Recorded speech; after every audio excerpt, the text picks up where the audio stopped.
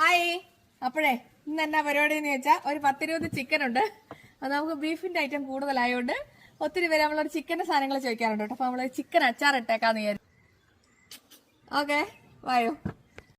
നമ്മുടെ ചിക്കൻ എല്ലാം വെട്ടി ചെറിയ പീസാക്കി കഴുകി വൃത്തിയാക്കി കൊണ്ടു വെച്ചിട്ടുണ്ട് കേട്ടോ. ഇനി നമുക്ക് പണി തുടങ്ങാം.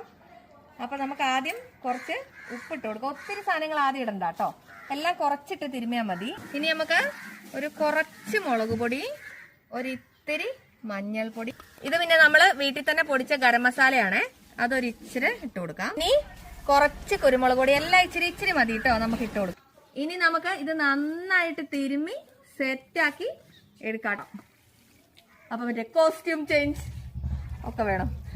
സെറ്റപ്പിലൊന്നും നിന്നിട്ടൊന്നും നമ്മുടെ പണി ചെയ്യാൻ പറ്റിയില്ല. പക്ഷെ എല്ലാരും പറയാം ആനിമ നല്ല ഉടുപ്പൊക്കെ ഇട്ടിട്ടൊക്കെ ചെയ്യണമെന്ന്, അതുകൊണ്ടൊക്കെ ഇട്ട് നോക്കിയതാ. പക്ഷെ ഇപ്പൊ അടുപ്പ് മൂട്ടിലോട്ട് പോകുമ്പോ അതൊന്നും നടക്കില്ല കേട്ടോ. ഇനി നമുക്ക് നല്ല നല്ലെണ്ണ ഉണ്ടല്ലോ, ഇങ്ങോട്ട് വാ കാണിച്ചു തരാം. നമ്മൾ നല്ലെണ്ണക്കകത്താട്ടോ ഉണ്ടാക്കുന്നത്. നല്ലെണ്ണ നമുക്ക് ഉരുളിക്കകത്തേക്ക് ഒഴിച്ചു കൊടുക്കാം. നമ്മുടെ ചിക്കൻ കുറേശ്ശെ ഇട്ട് കൊടുക്കാം.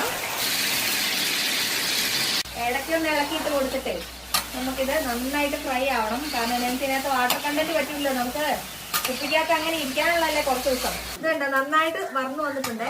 നമുക്കിത് കോരി മാറ്റാം. ഇതുണ്ടോ, ഇത് കണ്ടോ നല്ലതായിട്ട് വറന്നു വന്നിട്ടുണ്ട് കേട്ടോ. നമ്മുടെ ചിക്കൻ വറന്ന് കിട്ടിയിട്ടുണ്ട്. അപ്പൊ ദേ മൊത്തം വറുത്ത് കോരിയിട്ടുണ്ട് കേട്ടോ, ലാസ്റ്റത്തെ ആണ്. അപ്പൊ ചിക്കൻ മൊത്തം വറുത്ത് കോരി. ഇനി നമുക്ക് വെളുത്തുള്ളിയും ഇഞ്ചിയും പച്ചമുളകും കൂടെ ചതച്ചത് ഇട്ടിട്ട് നന്നായിട്ട് വഴറ്റി കൊടുക്കാം. അപ്പൊ ദേ ഇഞ്ചി വെളുത്തുള്ളിയൊക്കെ നല്ല സെറ്റ് ആയിട്ടുണ്ട് കേട്ടോ. ഇതുണ്ടോ നന്നായിട്ട് മൂത്തിട്ടുണ്ട്.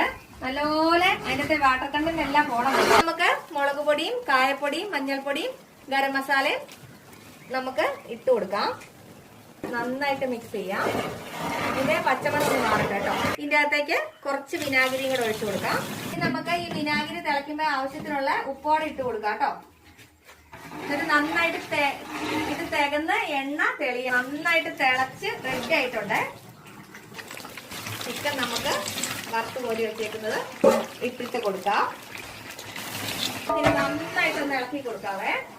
ഒത്തിരി പേര് ബീഫ് കൂട്ടാത്തവരുണ്ടായിരുന്നു. അവരുടെ ആഗ്രഹപ്രകാരം നമ്മൾ ഉണ്ടാക്കുന്ന സാധനമായിട്ടോ നമ്മുടെ ചിക്കൻ അച്ചാർ. അപ്പൊ ദേ നമ്മുടെ ചിക്കൻ അച്ചാർ സെറ്റ് ആയിട്ടുണ്ട് കേട്ടോ. ചാറൊന്നും അധികം ഇല്ല, മൊത്തം ചിക്കൻ തന്നെയാ. വേണ്ടവര് വാട്സപ്പ് ചെയ്തോട്ടോ. സെറ്റ് ആയിട്ടുണ്ട്. ഓക്കെ, അടുത്ത വീഡിയോയിൽ കാണാം. ബൈ.